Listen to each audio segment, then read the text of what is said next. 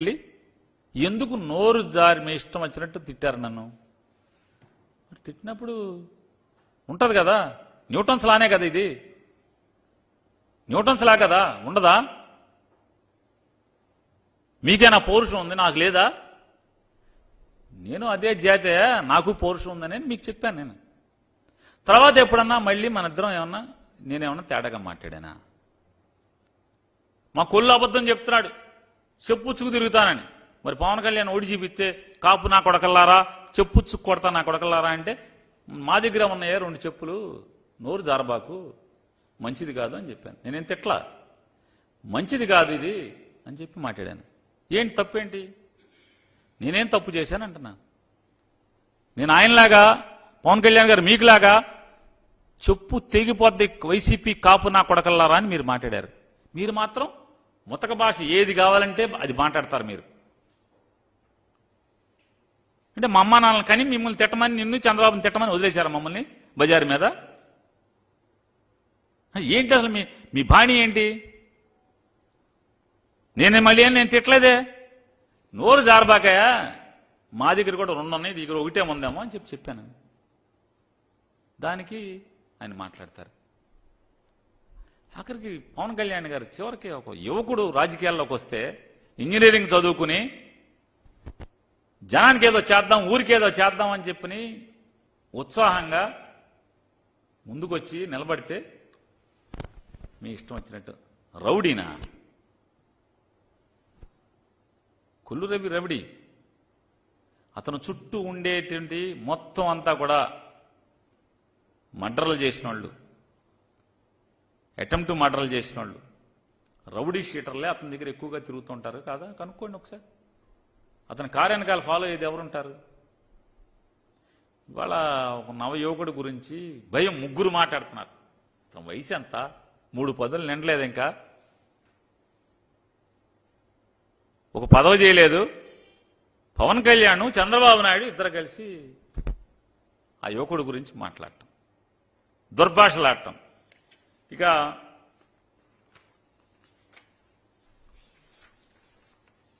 మరొకసారి నేను చంద్రబాబు నాయుడు గారిని ప్రశ్నిస్తున్నాను. మా ఊరికి ఏం చేశారు మీరు? 2014లో హామీలు ఏది ఇచ్చారో అదే హామీలు కాపీ పేస్ట్ మళ్ళీ మీరు మాట్లాడటం తప్పితే, మీరు బొంకటం తప్పితే ఏంటి మా ఊరికి మీరు చేసింది? 6 మాసాల్లో పోర్టు కడతాన్నారు. కనీసం 6 మాసాలు కాదు, 60 మాసాలకు కూడా మీరు పని మొదలెట్లేదు.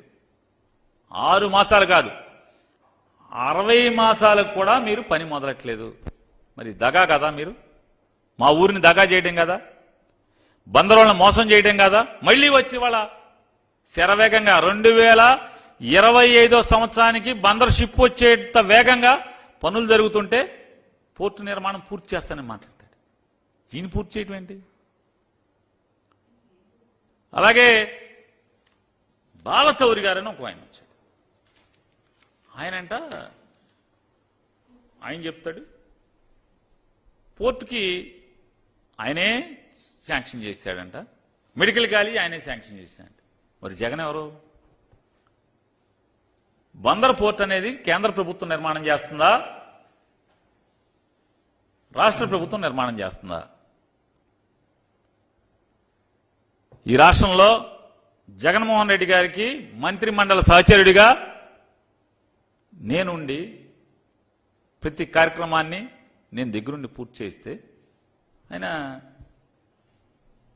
చేసేదంటే, మా ఊళ్ళో ఈ సభకి నిన్న జరిగేటువంటి ఆర్భాటపు సభకి, బొంకు మాటల సభకి మైకులు కట్టి బందరు పోర్టుకి 4,000 కోట్లు మంజూరు చేయించిన, నిధులు మంజూరు చేయించిన గోడదూగుళ్లు బాలశౌరి గారు, జంపు జలాని గారు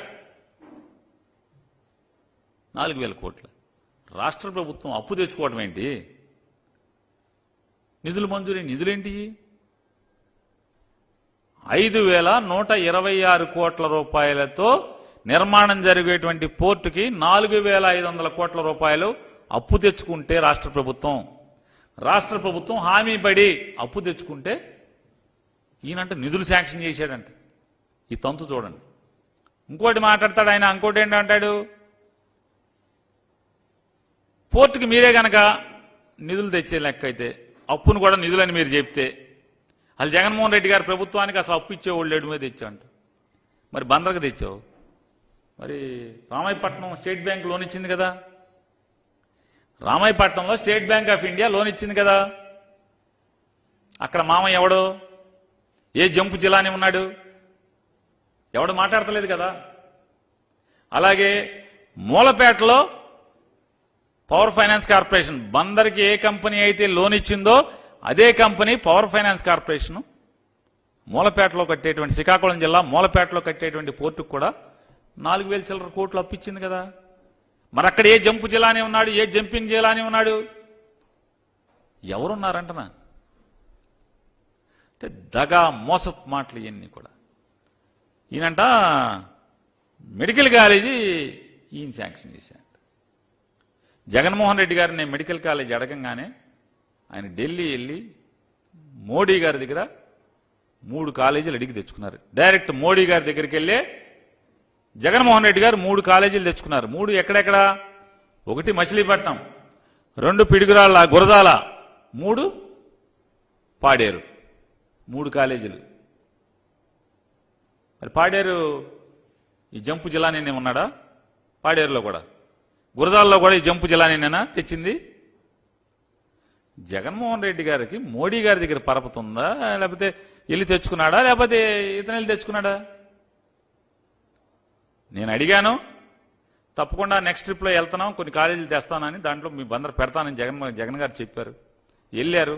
60-40 కేంద్రం 60%, 40% రాష్ట్రం, 2 కలిసి 3 కాలేజీలు, మచిలీపట్నం, గురజాల, పాడేరు. అవి కాకుండా మరొక 14 మెడికల్ కాలేజీలు జగన్మోహన్ రెడ్డి గారు శాంక్షన్ చేశారు. కనీసం బందర్లో కోనీ సెంటర్లో దింపేస్తే మెడికల్ కాలేజీకి వెళ్ళే దారి తెలుసా? పోనీ మెడికల్ కాలేజీకి స్థలం ఎట్టా సేకరించావో తెలుసా? మెడికల్ కాలేజీ శరవేగంగా నిర్మాణం జరగటానికి ఏమేం కావాల్సి వచ్చినాయి అన్నీ తెలుసా? పోనీ ఈ మాటలు దగా మాటలు, అసత్యాల మాటలు.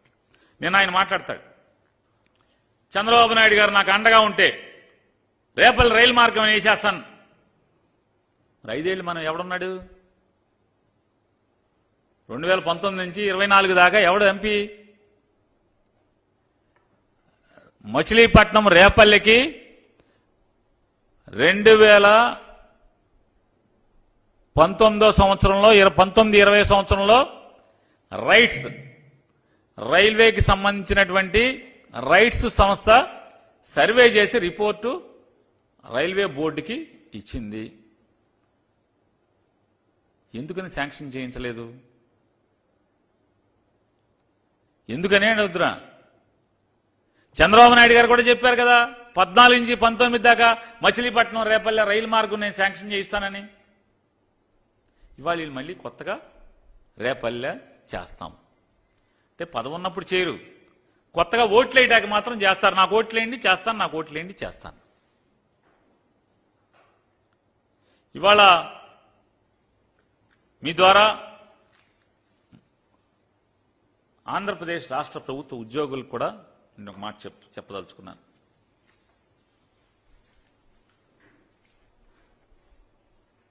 అయ్యా ప్రభుత్వ ఉద్యోగులందరూ కూడా